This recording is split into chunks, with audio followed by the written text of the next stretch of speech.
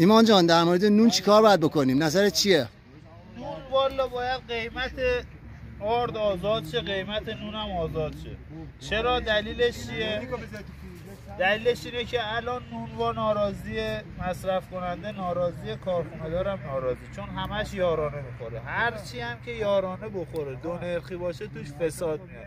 حالا چه دلار باشه، چه نون باشه، چه مرغ باشه، چه بنزین، هر چیز دو نرخی توش فساده. آزاد که بشه چه اتفاقی میفته؟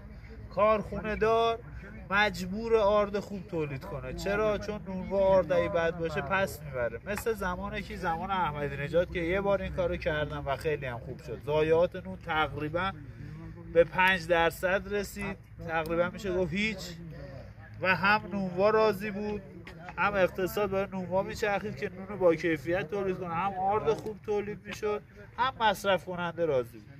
الان چه اتفاقی میفته؟ با این نرخ‌گذاری دستوری و با این یارانه‌ای که میدن، یارانه رو میدن به آرد، چی کار میکنه؟ برای نونوا نمیصرفه. نونوا اگه آردش آزاد بفروشه بیشتر از اونی که تولید کنه نون درست کنه براش درآمد داره. مثلا آردو میفروشه آزاد کیسه 500 تومان، وقتی نونش کنه 350 400 میفته. خب شما باشی جای نونوا چیکار میکنه؟ آردو میفروشی دیگه.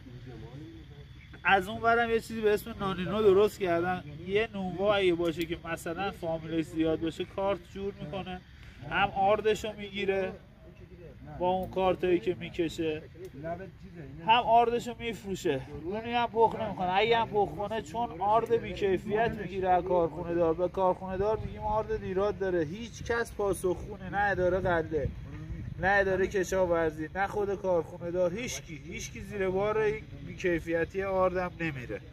میگن نمیخوای نخر، سهمیت هم میسوزه.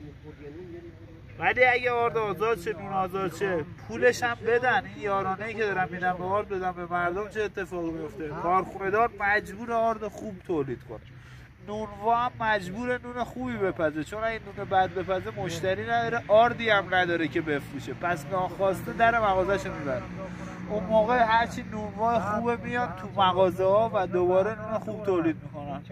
مثل قدیم یه بار ثابت شده، الان هم بار دوم هم میتونن همین کارو بکنن. ولی مشکل اینجایی که نمیخوان، مافیا نمیذاره که آرد آزاد شه، نون آزاد شه، چون سود تو دو نرخیه و سود هم مافیا میبرن، سود اصلی.